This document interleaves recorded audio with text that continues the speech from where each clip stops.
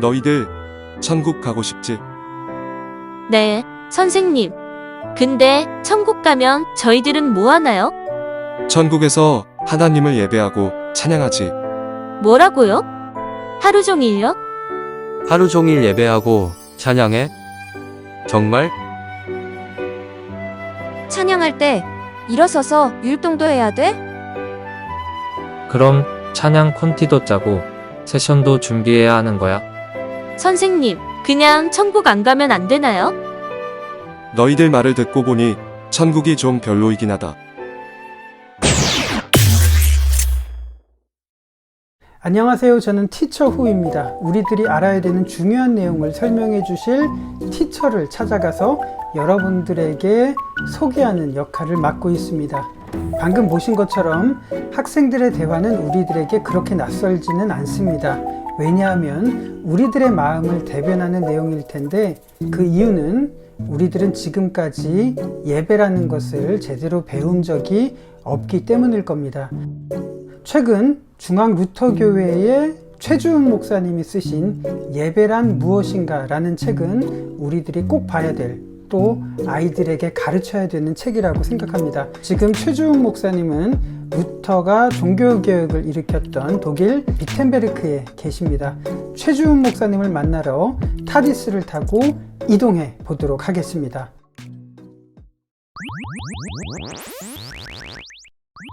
예배는 보는 걸까요? 드리는 걸까요? 대면 예배가 맞는 걸까요?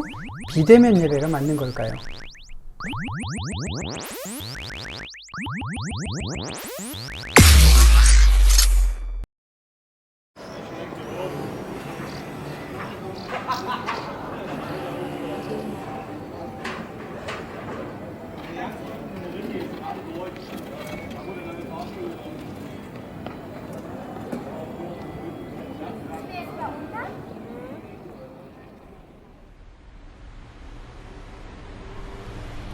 목사님, 예배란 무엇인가 출간하신 것을 축하드립니다. 고맙습니다. 여기까지 찾아와 주셨군요. 와, 여기가 비텐베르크로군요.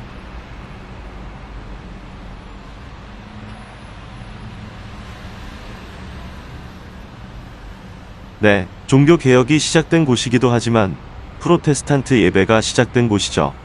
그렇다면 프로테스탄트 예배 이전에 어떤 예배들이 있었나요? 이 책을 읽어보시면 다 나와 있습니다. 그럼 초대교회의 예배를 핵심만 짚어주실 수 있을까요? 저희가 자주 초대교회로 돌아가자라고 말을 하잖아요. 네, 어떤 시대를 막론하고 예배는 하나님과 소통하는 것입니다. 이게 본질이고, 어떻게 소통할 것인가 라는 형식은 시대마다 달라져 왔어요. 예배를 정의하면 하나님은 말씀을 통해 우리에게 말을 걸고 우리는 기도와 찬양으로 하나님께 말한다 라고 설명할 수 있을 거예요. 초대교회의 형태는 너무 다양하지만 책에 자세히 정리를 했고요. 콘스탄티누스 대제가 기독교를 공인했던 313년을 기준으로 확연하게 차이가 납니다. 그 전에는 박해를 피해야 했기 때문에 형식이 뚜렷하게 없었지만 그 이후에는 화려하고 웅장하게 바뀌죠. 이 부분도 책을 읽어보면 재미있을 거예요.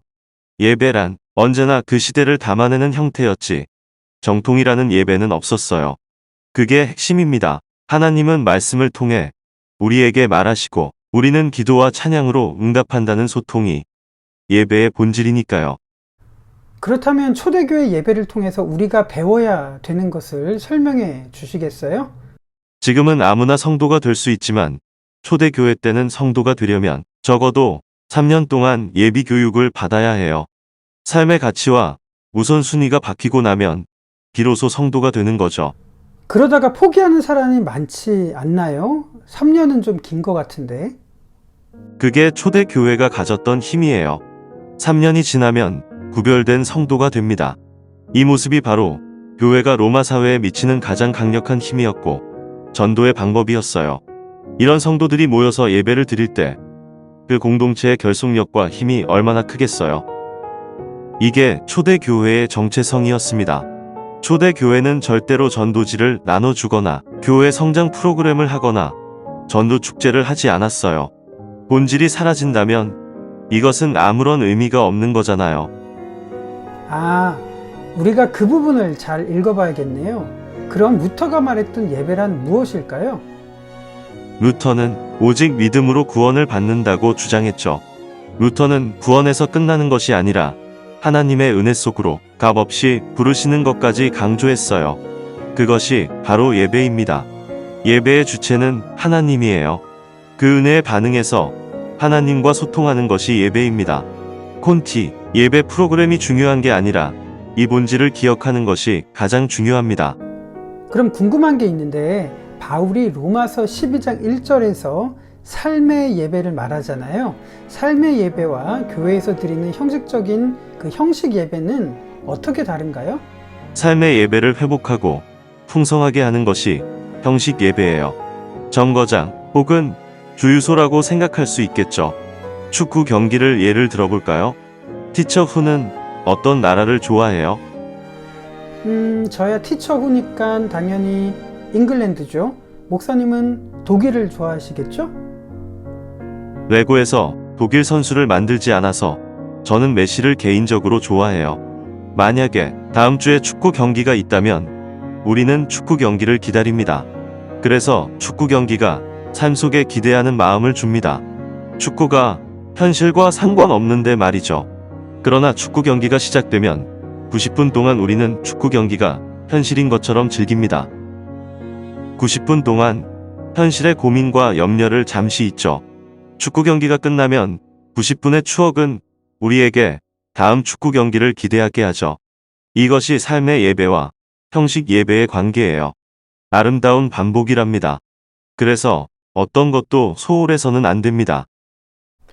아, 어쩌면 지금 우리가 새겨야 되는 말씀인 것 같아요. 대면이냐 비대면이냐 아니면 요즘 메타버스가 대안이라고 외치는데 이런 혼란스러운 시기에 이 책을 통해서 먼저 예배의 개념을 정리하는 것이 가장 필요할 것 같네요. 이 책에는 구도자 예배, 열린 예배를 성경적으로 어떻게 봐야 되는지, 그리고 주일 성수라는 것이 어떤 역사를 거쳐왔는지, 그리고 성만찬, 성찬이 어떠한 의미인지 아주 잘 설명이 되었으니까 모든 분들이 이 책을 통해서 본질을 다시 한번 회복하시기를 기대합니다. 혹시 마지막으로 남겨주실 말씀이 있으실까요? 제 책 마지막 부분을 여러분들에게 읽어드리고 마치겠습니다. 예배는 하나님이 우리를 부르신 은혜의 초대입니다. 지난 2000년간 예배의 형태는 변해왔지만 본질은 바뀌지 않았습니다. 지금 상황이 참 혼란스럽고 환경은 끊임없이 변합니다. 그러나 이럴 때일수록 목회자들이 예배의 본질이 무엇인지 보여주어야 합니다. 설마 그런 일은 없겠지만 코로나를 핑계 삼아 기회는 이때다 싶어 교회 문을 닫고 멍하게 있거나 놀 궁리만 하지 말아야 합니다. 교회 상황이 어려울 때 목회자는 예배의 본질을 지키는 최후의 보루가 되어야 하기 때문입니다. 이곳 비텐베르크에 전염병이 돌 때 루터가 시민들과 교회 성도들에게 급히 도시를 떠나라고 설교했습니다. 그런데 그 설교 때 다 떠나라고 하면서도 자신은 비텐베르크 교회에 남았습니다. 혼란한 시기일수록 목회자는 맡겨진 본분을 다해야 하고 교인들을 대신해서 기도의 자리를 지켜야 합니다.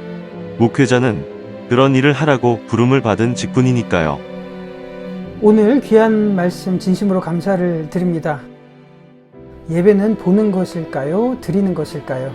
대면 예배가 맞는 것일까요? 비대면 예배가 맞는 것일까요? 여러분들이 책을 읽고 답을 해보시면 어떨까요? 댓글로 여러분들의 의견을 남겨주시면 어떨까요? 혹시 아나요? 이런 자리를 마련할 수도 있을 겁니다.